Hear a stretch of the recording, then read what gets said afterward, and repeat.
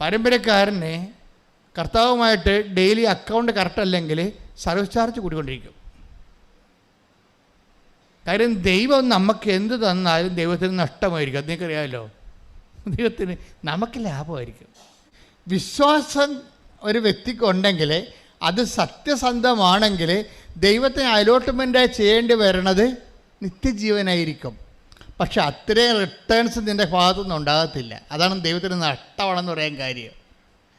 നിത്യജീവനെന്ന് പറയുന്നത് യേശുക്രിസ്തുവിൻ്റെ രക്തത്തിൻ്റെ ജീവൻ്റെയും വിലയാണ്.